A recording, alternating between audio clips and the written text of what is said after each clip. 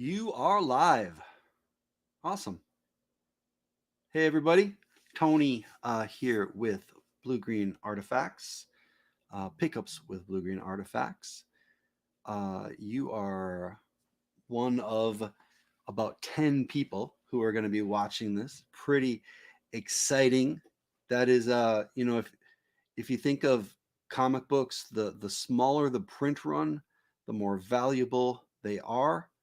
Then that's what we're looking at right now. This is a really low print run YouTube video. So the value of that should skyrocket, right?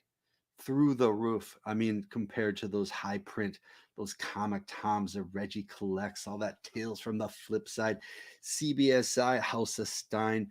I mean, it's overprinted, right? It's just there's so many of them out there. But this is almost signed and numbered. That's how exclusive this video is. Yeah, hey, I've kind of taken a month off or gotten busy with other things. I I I don't know, whatever. A little bit about me, Tony Fix, Blue Green Artifacts. I've been a long time collector. Switched to selling some things about 5, 6, 7 years ago, and kind of have ramped that up as we've gone.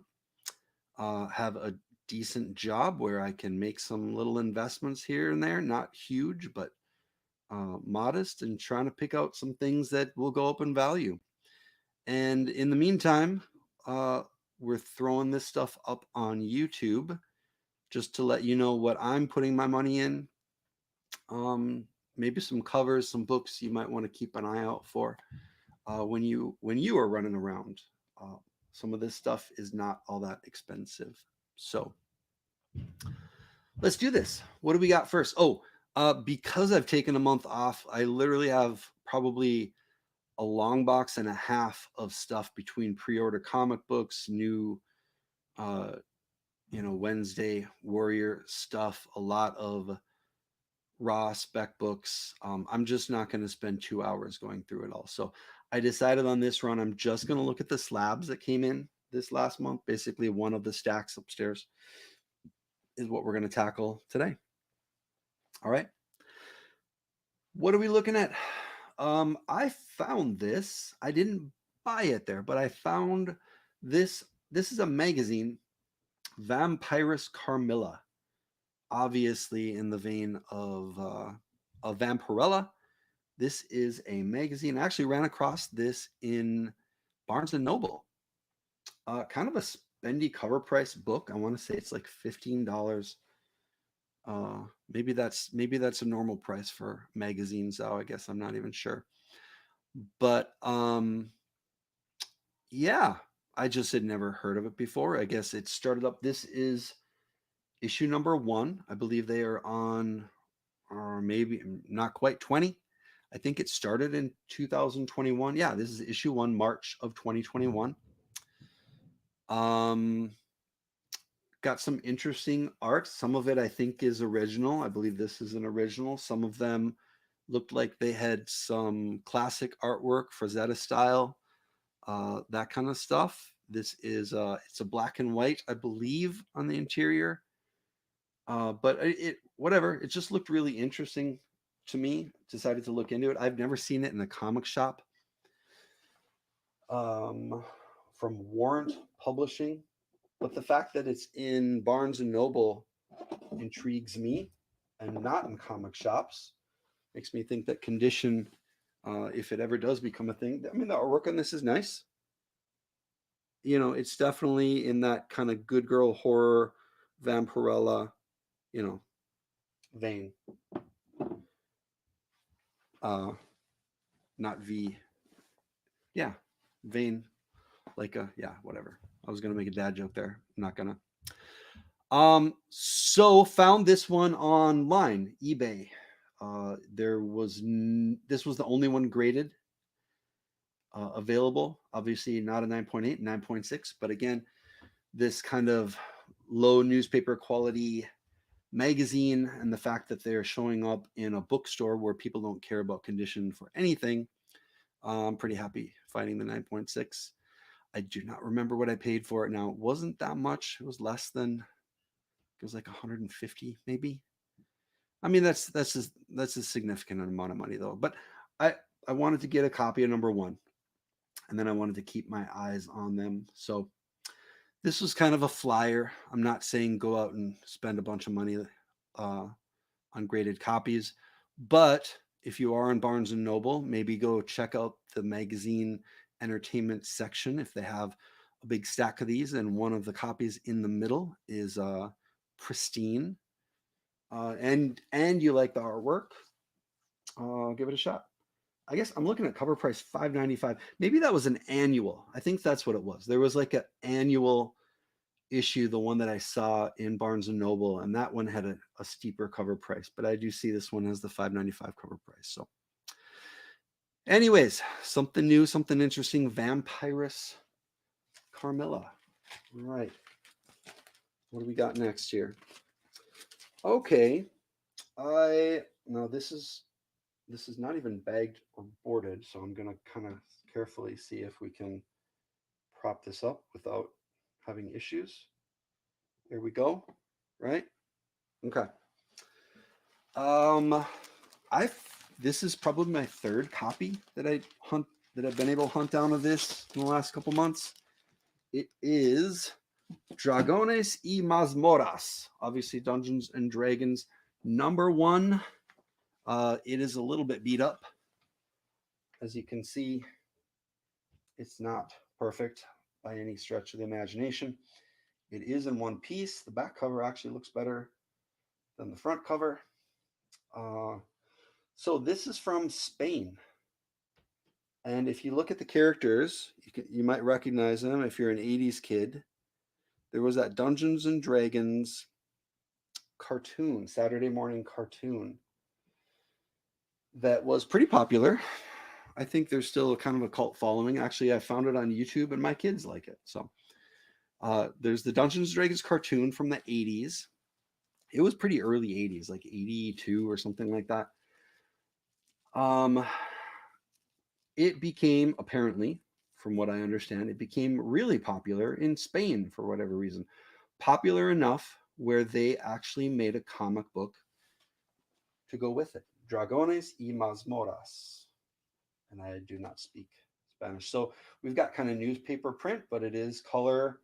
I think these are, I don't know if it's original stories or if it's just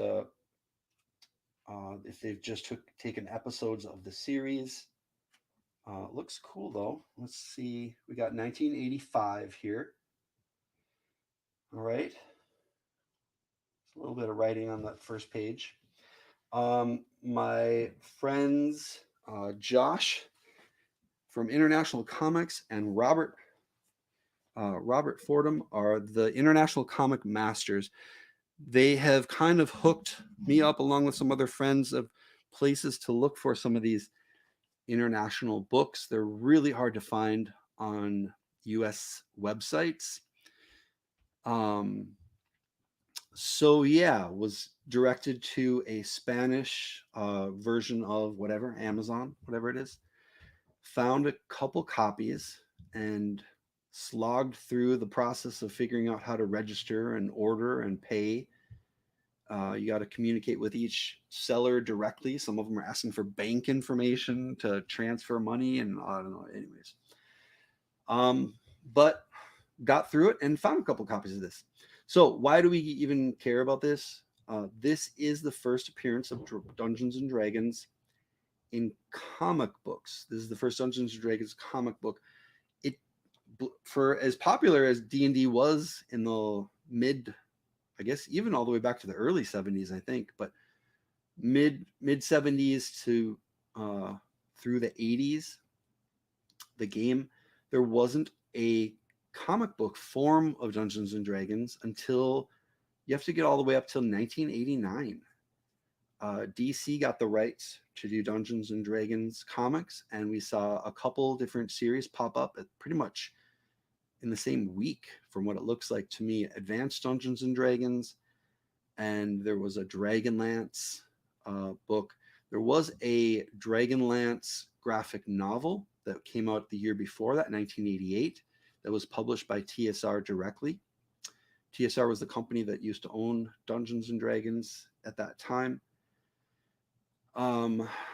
But even though this came out overseas, it was the first time we saw a comic book with Dungeons and Dragons. So kind of unique. Most of the time when we see foreign editions, it's a reprint or a redo of what happened here in the States. And this is kind of the reverse. They got it first. So the fact that they got it first and that it's freaking hard to find copies, I don't even care what condition they're in, to be honest with you. I probably am going to get them graded just because I'm worried about they're a little bit oversized. They're not regular comic book size if you want to compare with the regular, a little bit wider. Yeah, I just get nervous holding that kind of stuff in the collection. Obviously, I don't even have a bag for it yet, so I think I am going to get them graded just for the hell of it, even if they come back low grade. We'll go from there. We do have a Dungeons and Dragons. I mean, they've tried it on screen a number of times over the years, but most of them have been pretty shitty. Lord of the Rings was the first time anything similar to Dungeons and Dragons was done well. But we do have a big budget A-list cast. Chris Pine is in it, and a bunch of other names that I do not remember right now. But there is a Dungeons and Dragons movie coming. I believe it's movie. I don't think it's streaming. And it sounds like a big deal. Dungeons and Dragons is now owned by Wizards of the Coast, which is owned by Hasbro. So Hasbro, as we know, in the last 10 years or so, Hasbro has been throwing money, trying to use their IPs to make movie products. Didn't work so great with Battleship. There was going to be a Taylor Lautner Stretch Armstrong toy movie for a while. That kind of fell through, probably for the best. What else? Oh, I think we're still getting Barbie at some point in time. I don't know. But to be honest with you, these role-playing game IPs, those are strong for both comic book form and for film form. I mean, you've got volumes and volumes and volumes of world building by great world-class writers. So to fill that world with a story, I mean, that's kind of the easy part. So yeah, I'm excited that Dungeons and Dragons is being taken a little bit more seriously, and I'm happy to have this. I think is my third copy of this Dragones y Mazmorras numero uno. All right. What else do we have here? I think this was a Whatnot purchase. Let's set this up back behind and then get rid of this. All right. So, Young Avengers number 2. This is in a 9.6. I'll bring it a little closer. Maybe I should adjust my camera next time, try to get a little bit better. Mercenaut, if you're watching, I know I'm totally ripping you off, but I'm trying to do my own thing here too. You've got such better lighting than I do. But Young Avengers number 2, 9.6. Number 2, we've heard some people rumbling about number 2 recently. There aren't any big first appearances, but there's a crap ton of second appearances. Second appearances are a thing, and there's so many first appearances in that issue number 1. 9.6s of this number 2 are severely undervalued right now. I think I got this copy. Gosh, I want to say I got this from Big Leg, Sean Legg on. Maybe not. This is the problem with doing these pickup videos too late in the game. I start to forget where I grabbed them. I think it might have been. I think it was for right around maybe about 100, maybe less. Maybe it was like 60, 70. I want to say it was a pretty good deal. So, yeah, great series. We know Marvel's is going there. We know all these series, all these characters. We got Iron Lad is a variant of Kang the Conqueror. He's been introduced. We've seen Patriot. In the Falcon and the Winter Soldier series, we've seen Wiccan and Speed. We have not seen Hulkling yet, but I wouldn't be surprised if he shows up in either the Marvels or the Secret Invasion storyline. We'll see. But yeah, so that was a pickup. Nothing too crazy special there. What else? Here's one to laugh about. A little comedy. Jokes and jokes and jokes. Ravage 2099, number 1. If you remember or were around for this 2099 stuff, you know that this was kind of the joke of the series. We've got gold. God, that's not showing up at all. It's much brighter in person. Ravage 2099, 9.8, but there we go. Newsstand. So this was super cheap. We know the Spider-Man 2099 newsy. Maybe if I... whatever. You get the picture. So Spider-Man 2099 newsstand number 1 is $1,000 book, or between 700 and 1,000, depending on the month.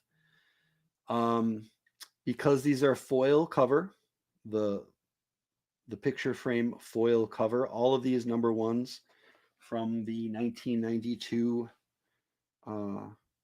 series. You had Ghost Rider 2099, you had Doom 2099, you had Spider-Man 2099, Hulk 2099, Ravage 2099. I think I'm forgetting 1 or 2, but they all had the foil. They all were kind of a joke for a long time. They've all been sitting in long boxes. They were all pretty high print run. Don't get me wrong.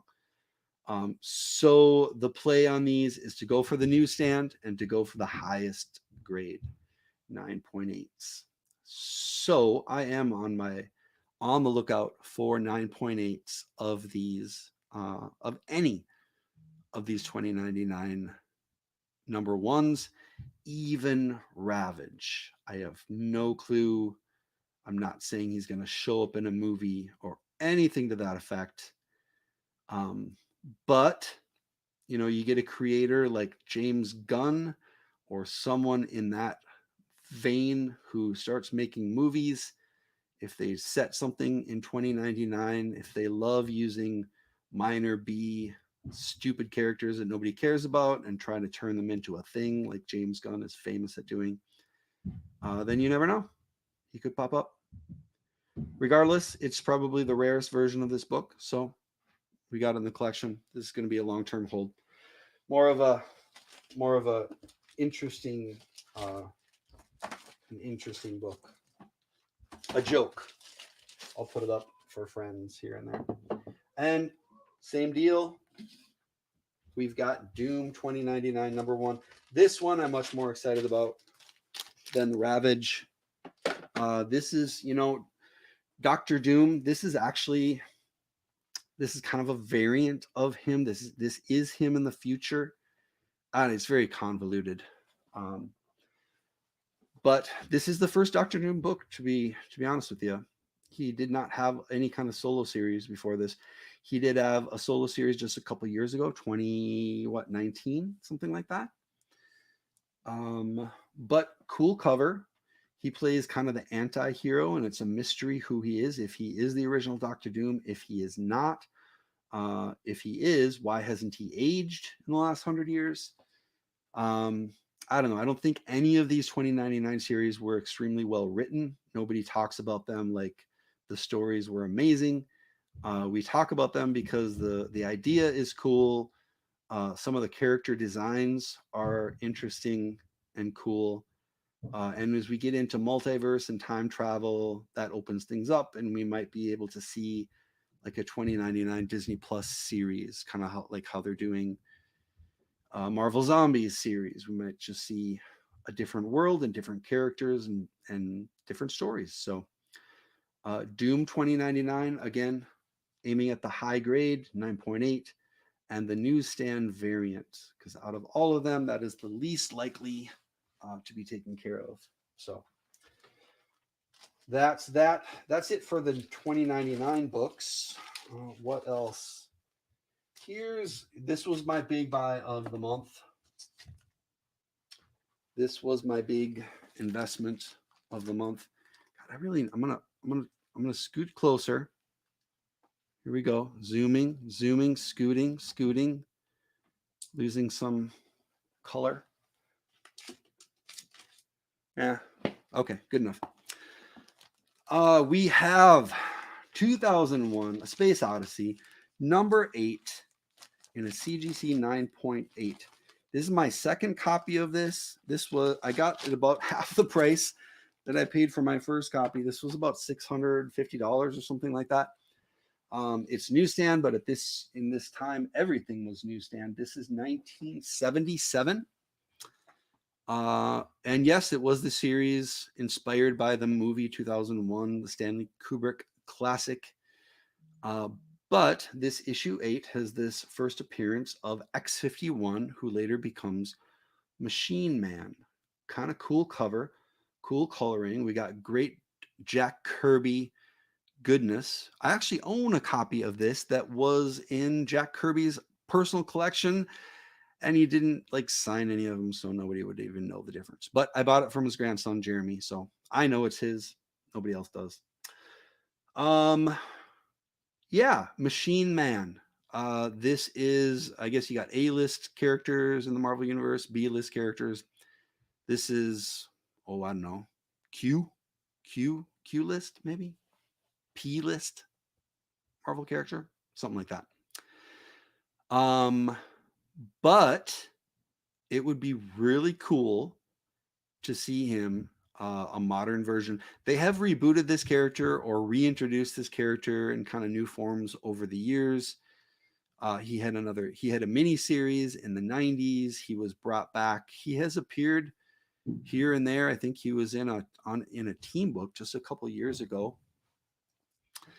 There aren't a lot of AI characters in the MCU and not a lot of famous ones. I think obviously they're not gonna have a glut of them all at the same time. Right now we've got Vision, but as we know with these MCU actors, they don't want to play the parts forever. There will be a time, as appreciative as Paul Bettany is of the revitalization that role has given his career and the money and the houses that it has purchased for him. There's going to be a time where he doesn't want to do it anymore. And then I think that is when we will see Jocasta show up. Maybe she'll be the AI version in the Avengers for the Young Avengers, possibly, who is a product of Ultron. And at some point, I think we're going to be getting this Machine Man. This is one of those cult characters. You hear creators, you hear muckety mucks in Marvel talk about how would be a cool character to do. Really, no rumblings beyond that. So 9.8s of this have gone up quite a bit in the last 4 years. When I started looking at this book, it was a $350 9.8. Now it is usually between $1,000 and $1,200. This one I managed to get for much cheaper than that, so I was pretty happy about that. Yeah, so obviously crazy grade for this. I kind of compare this to like Shang-Chi. Before the movie was announced, nobody cared about Shang-Chi. You could buy a 9.8 for $700. The day it was first announced, I bought a 9.4 for like $220. And now that 9.8 is many thousands of dollars, and that 9.4 is a couple $1,000s by itself. So same kind of time period, mid to late 70s. This wasn't a low print book at the time, but to get high grade copies is tough. Most people, if and when this does get announced that they're going to do something with Machine Man, most people this is going to be priced out of most collectors' arena, the 9.8s. They're not even going to imagine, just like the Shang-Chi. I can't spend 4 or 5, 6,000 on a book, so I'm gonna go after that 9.0 or whatever. So, identify those characters, the old ones, the 70s, 80s characters that probably will be used, but nobody started talking about them. So their 9/8 are not insane. 600 is a lot of money to spend on a book, but in a situation like this, I personally think it's a great investment. And even the nice thing about these books is even in low grade, you're fine. I mean, books from 1977, you can pick up a good or very good copy, and it will still sell for decent money uh, down the road when there's some sort of announcement. That is not the case for mid 80s and later books. If you have a low grade copy, it's going to be pretty worthless unless it becomes a giant key.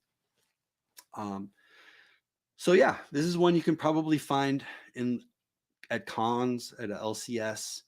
You can usually get them raw for whatever, 15, 20, 25, maybe $30, maybe like 50, 60 for a really high grade copy.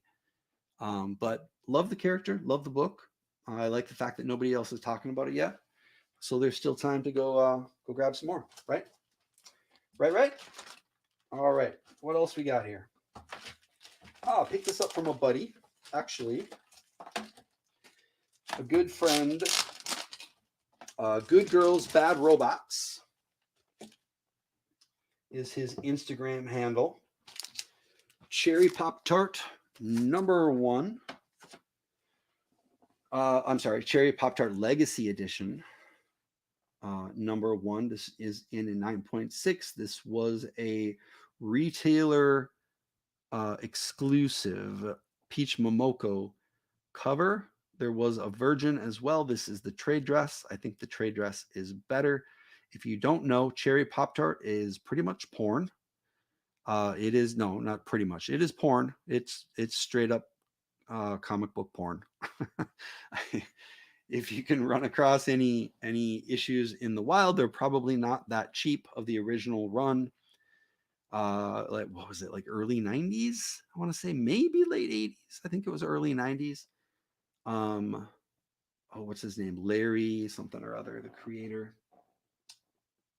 What does it say?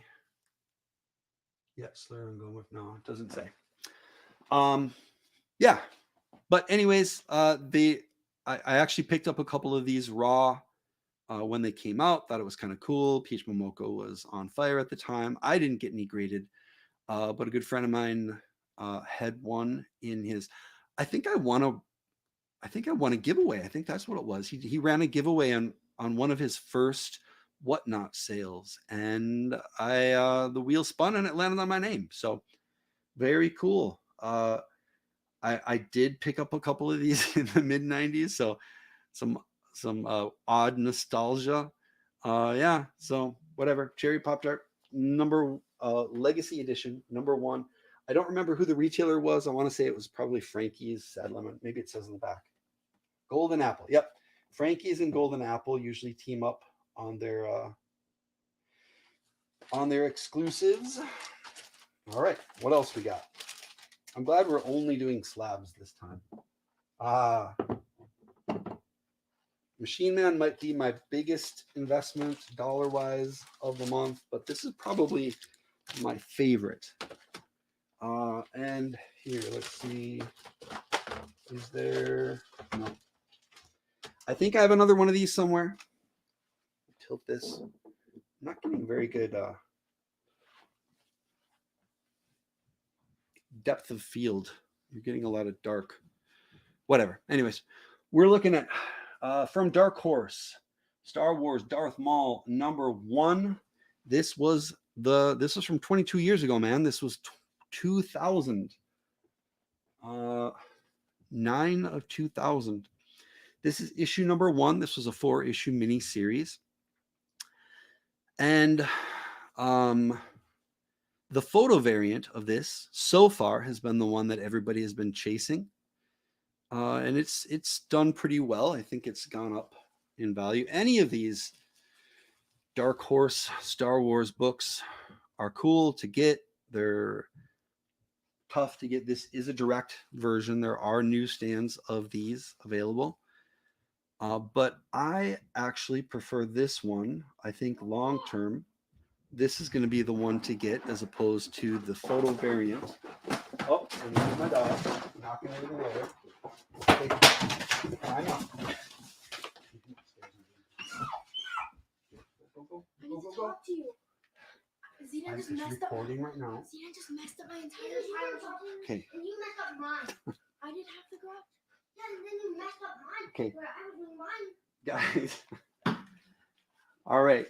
My kids are having some issues, and I'll try to fly through the next couple books, and then I'll be done. Okay, kids? And then I'll be upstairs, and I'll mediate. I'll be Switzerland to whatever war you got going on, but I'll be right up. Okay? All right? We got the camera. War will blow up this house. We've got the camera on. We've got the microphone on, and it's recording live on YouTube right now. Great. Hi, YouTube. All right. So let's we got this, and then we got one more book to look at, and then it sounds like I gotta go bust some heads. What's going on, man? Yeah, I appreciate that, and I agree. The Machine Man, even if you get like I would take a 6.0, and if you get less than a 9.4 on eBay, you can find them for cheap. But it's that Machine Man is a book that I've seen at almost every con I go to. It's one a lot of collectors have, a lot of retailers have, but not a lot of collectors are really trying to hunt down. So, okay, sorry, my kids are going crazy, but let's talk about this book and the next one, and then I'll jump off. This is a painted cover by Drew Struzan. Drew Struzan did a, yeah, thank you. Drew Struzan did a variant cover for all 4 issues of this Darth Maul series. This is his one for number 1. I've been trying to hunt down all of them. I think this one is really cool. But Drew Struzan, it's hard to say 10 times fast. Drew Struzan is a very famous artist, and you would know him best from movie posters. Star Wars movie poster, Indiana Jones movie poster, all of the Star Wars movie posters, those painted movie posters that have become so iconic. He's done a ton of album art for a lot of really famous musicians, bands, all the way back into the late 70s. And he's done a little bit of comic book work, and I've been trying to hunt down all of his covers. He has an Action Comics cover with Superman that's pretty cool. He actually did a self-portrait in that cover of himself running away from the mayhem. He did this Darth Maul series, one cover of each. He did a series called Spooks with Image that nobody talks about from the early 2000s. Yeah, he's just a very, very influential, very prolific artist, and picking up his comic book work that's been my rabbit hole that I've been jumping down this last month. So I think I got a couple of these in 9.8. I found they weren't super cheap, but they weren't super expensive either. They were much cheaper than that photo variant that everybody's hunting down. And those covers for his painted covers for Darth Maul 3, 4, and 5 are just as cool. So yeah, those are books I would definitely keep an eye out for at your local LCS. Drew Struzan, yeah. Who knows, future-wise, where if they'll be able to sign Ray Park on and bring Darth Maul back up to screen. I would imagine it's just about the money, right? All right, last book. Let me switch this out for pickups this last month. God of War, Fallen God, number 1. This is a Dark Horse book from 2021. Not that old. Just came out last year. we got word last month, right? That God of War was going to, I think it was Amazon.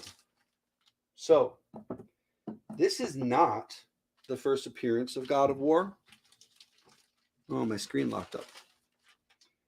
This is the second series of God of War.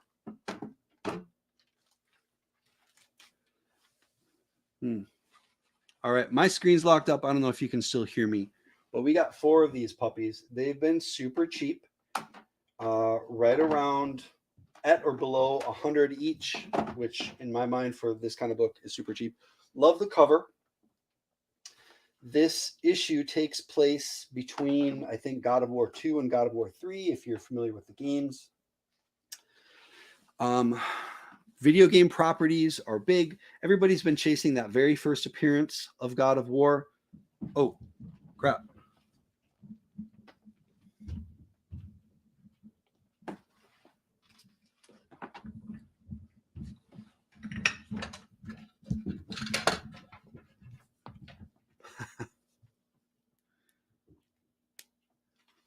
All right. Yeah.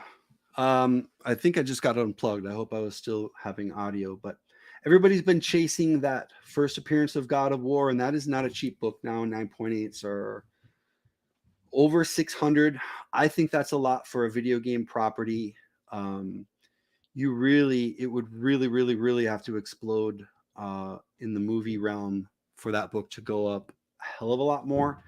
But I think this first issue of this series, God of War, Fallen God, is a good opportunity for people who can't get on that first appearance. This is going to be a good second one. This wasn't a really high print run, even though it was a #1 recently. It wasn't that high of a print run. This was 4 issues, and issue 4 had a cover by Gabriel Delato that is just beautiful. I did buy a copy of that as well. I don't have that on my stack right now, but again, super cheap. These I definitely look at as flipping. I have high hopes for the God of War. I think it's a very cinematic game. I mean, it's probably not going to be Dwayne Johnson, The Rock, playing him, but somebody like that, or Dave Bautista probably doesn't want to have a shirt off for any more trilogy of movies. Oh, you did? Okay, cool. I just noticed something was unplugged, but maybe that was just for my headset.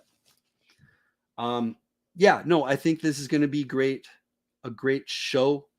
There's just so much.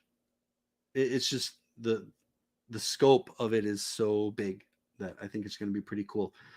And it's the kind of video game property that the comic collectors are going to go crazy over. And they'll have a new God of War series when it comes out, whoever owns the IP at that time, if it's Dark Horse or somebody else, to help promote the show.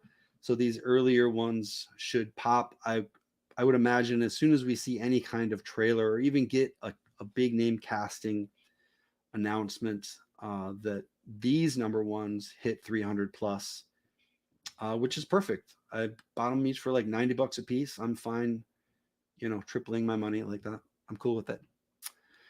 So yeah, I'd rather own 3-4 of these than that's not with the money it costs for 4 of these. I couldn't even get one of his regular first appearance. So identify those cheaper buy-ins. So that is really all I got. Like I said, I picked up a lot more this month, but because I haven't done, I was trying to do these pickup shows about once a week. It becomes a little bit more manageable, but I didn't want to be online for 5 hours at a time going through a bunch of rando books. So hey, AOA, I appreciate you stopping by and chatting. Cool to see you in the chat. Like we said in the beginning, this is a low print run YouTube video, so pretty exclusive. The fewer the print run, we might get 25 viewers on this puppy. So count yourself lucky. This is not a mass market. This is the newsstand variant of the YouTube comic shows. So all right, peace, AOA. Thanks for stopping in. Good to see you. And I will try to do this more on a regular basis and kind of dig into stuff we're picking up and talk about why we're picking it up. Cool. Enjoy what's left of your weekend. Catch you later.